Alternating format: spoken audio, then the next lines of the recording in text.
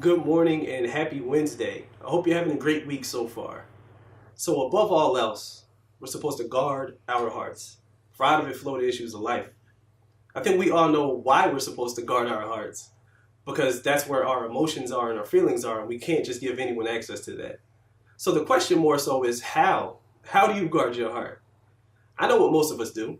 We enter relationships and we show people the sides of us that we want them to see. We show people the size of our heart that is still intact after being broken. What that looked like for me is I was in a relationship where I was in love and I was cheated on. It made me feel inadequate. It made me feel like I wasn't good enough. It left me broken. But what I was always able to maintain was a laugh and a smile and a joke, a friendly disposition, and an overall easygoing nature. So people could be around me and think that I was okay because I was cracking jokes. But in private, I was really hurting. It became an issue when I would use my easygoing nature or even humor to evade conversations that would expose my brokenness.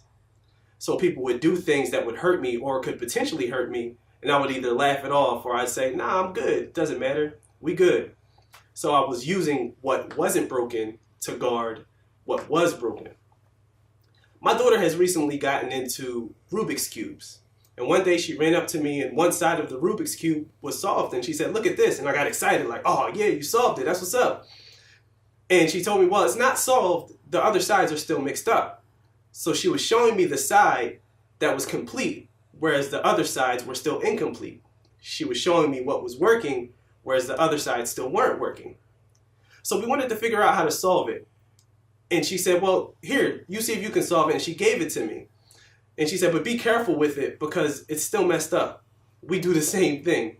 We show people a side that's working and we reluctantly give them our heart saying, you can hold it, but be careful with it because it's broken. So as we proceeded to figure out how to solve this Rubik's Cube, we looked it up. And one of the first ways to solve it is to get this shape on the front, on one side, across.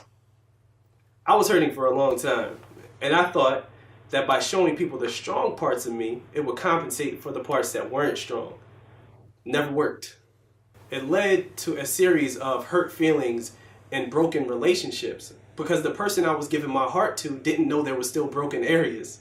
So then they would touch a sore area and I would run away.